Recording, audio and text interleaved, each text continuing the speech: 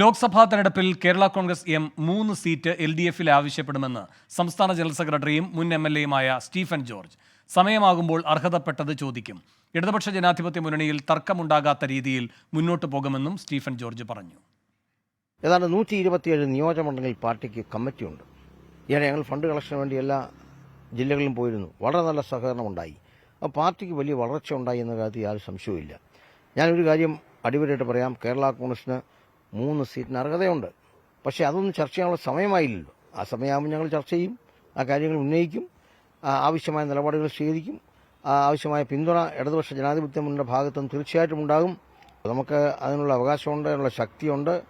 പക്ഷേ ഇടതുപക്ഷ ജനാധിപത്യ മുന്നണിയിൽ ഒരു അഭിപ്രായ വ്യത്യാസം ഉണ്ടാകാത്ത വിധത്തിൽ, അവസരമുണ്ടാകാത്ത വിധത്തിൽ മാത്രമാണ് കേരള കോൺഗ്രസ് മുന്നോട്ട് പോകാൻ ആഗ്രഹിക്കുന്നത്.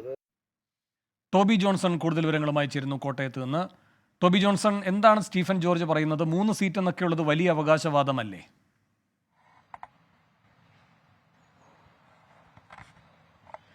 വേണു, തീർച്ചയായിട്ടും വലിയൊരു അവകാശവാദമാണ്. എന്നാലും CPM-നെ വെറുപ്പിച്ചുകൊണ്ട് ഒരു നീക്കത്തിലേക്ക്, ഒരു കടുത്ത നിലപാടിലേക്കൊന്നും പോകേണ്ടതില്ല എന്നുള്ള ഒരു കാര്യം കൂടി കേരള കോൺഗ്രസ് എമ്മിനുള്ളിലുണ്ട്.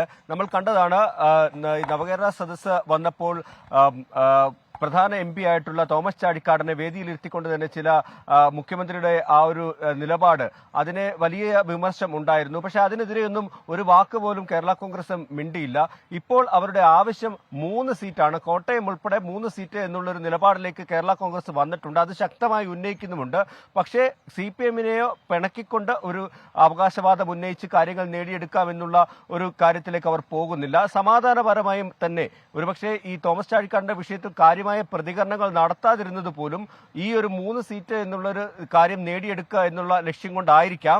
എന്തായാലും ഈ ഒരു അവകാശവാദം ഉന്നയിച്ച സാഹചര്യത്തിൽ ഇനി മറ്റ് ഘടകകക്ഷികളുടെ, പ്രത്യേകിച്ചും CPI അടക്കമുള്ളവർ ഈ വിഷയത്തിൽ എന്ത് നിലപാട് സ്വീകരിക്കുമെന്നുള്ളത് കൂടി അറിയേണ്ടതുണ്ട്.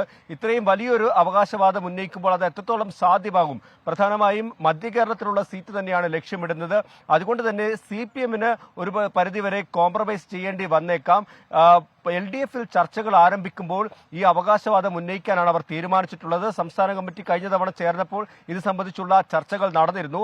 അന്നും ഇതേ ആവശ്യം തന്നെ ഉയർന്നിരുന്നു. കൂടുതൽ സീറ്റുകൾ ചോദിക്കണം. പാർട്ടിക്ക് അതിൻ്റെതായിട്ടുള്ള ശക്തി ഇപ്പോൾ ഉണ്ട്. പ്രത്യേകിച്ച് മധ്യ കേരളത്തിൽ LDF-ന്റെ ശക്തിയായി നിൽക്കുന്നത്, പ്രധാന ശക്തിയായിട്ട് നിൽക്കുന്നത് കേരള കോൺഗ്രസ് എം തന്നെയാണ്. അതുകൊണ്ട് കൂടുതൽ സീറ്റ് ചോദിക്കാം എന്നുള്ള ഒരു ഉറച്ച നിലപാടിലേക്ക് തന്നെ പാർട്ടി നേതാക്കളും അണികളും എല്ലാവരും എത്തിയിട്ടുണ്ട്.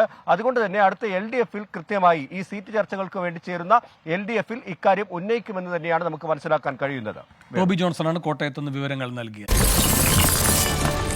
24 അഞ്ചിന്റെ വജ്രത്തിളക്കം.